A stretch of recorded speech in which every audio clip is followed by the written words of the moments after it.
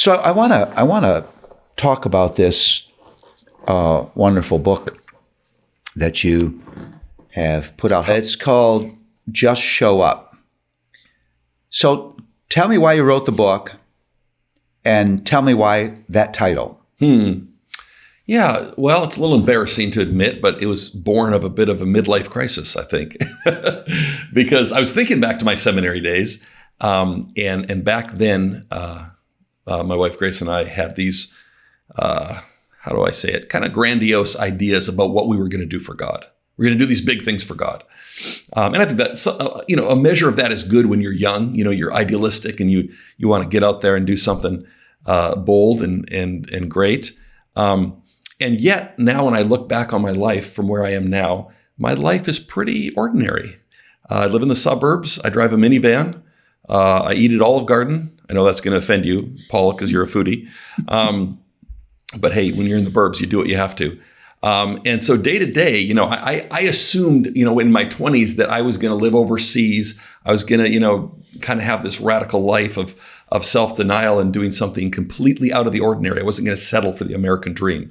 And yet my life looks a lot like that. Now, I'm not complaining. I'm tremendously blessed and grateful for what I get to do and what God's done in my life. But then the question becomes like, okay, God, how do I be faithful in this season? And I remember Grace talking to me about this, and she at one point asked me to list the people that I most admired. And as I did that, I had to think about it for a little bit.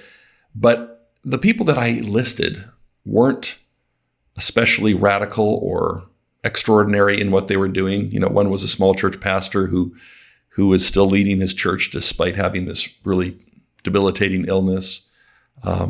Another was a woman who from my hometown actually, who ran a soup kitchen for years. And I thought, what did I admire about these people? It's that they were faithful. And that's where the title comes from, because they just showed up, right? It's like, that's success, in the spiritual life, is perseverance, is just coming back, even when life hits you, which it inevitably does. You live long enough, you have these challenges. But if you keep loving and serving and obeying God, that's powerful. And that's enough. You don't have to do something that's going to make history or something that the world says is extraordinary. Yeah, I think in ways that maybe we're not always conscious of, I think it's possible for us to present Christianity in a way that leaves people with unrealistic expectations.